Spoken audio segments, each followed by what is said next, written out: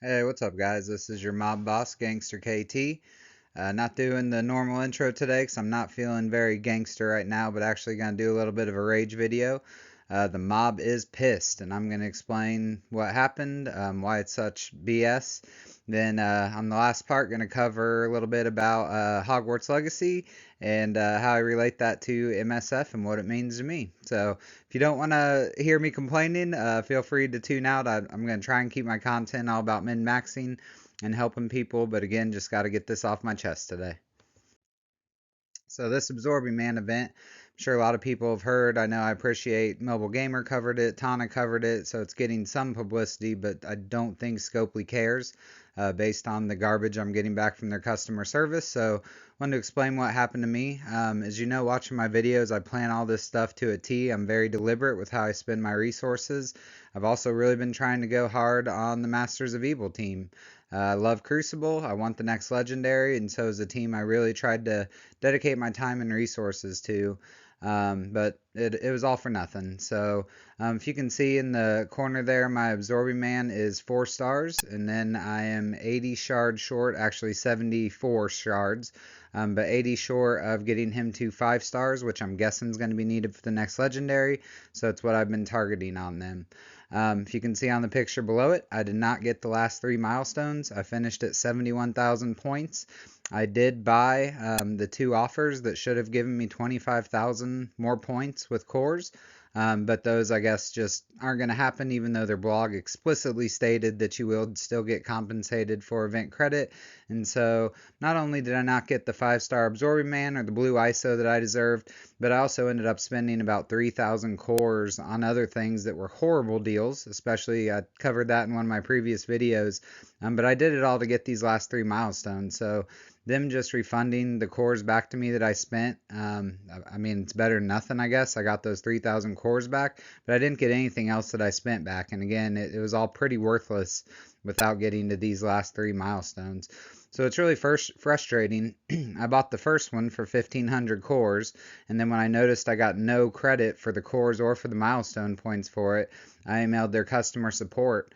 During that time, when I got a response from them, they talked about they just put out a blog on it, that we would be getting the event credit credited for buying those. So I went ahead and bought the second one, again, to be able to max out this event. So I did that based on their communication, not just a guess, knowing it was wrong, writing them that it had gone wrong, and being reassured that it would be taken care of appropriately. So not really sure what's happened.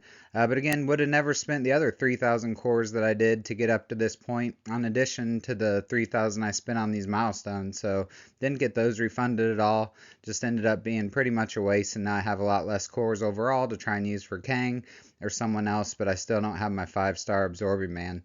So the customer support on this has been absolute trash. I've been impressed with it in the past on things, but they're just completely dodging the issue. All they're doing is writing back and saying the compensation has been given.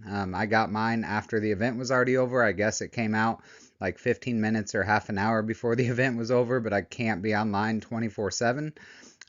So never even had a chance to try and get this, which I would have done in other ways because of how much I wanted that 5-star Absorbing Man.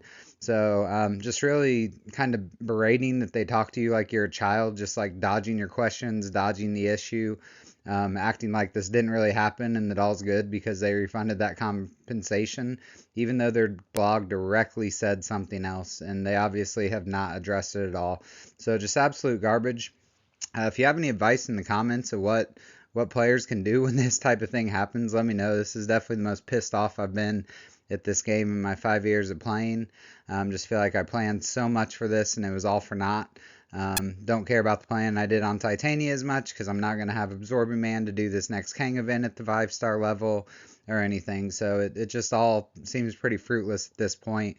But, I don't want to quit playing. I've thought about that a lot, but this game's been such an important hobby to me over the past 5 years that I really don't want to quit playing. I don't want to go free to play either. I've always bought the event character, and it allows me to play at a higher level that I really want to. So, like, by trying to stick it to him there, I'm really just sticking it to myself.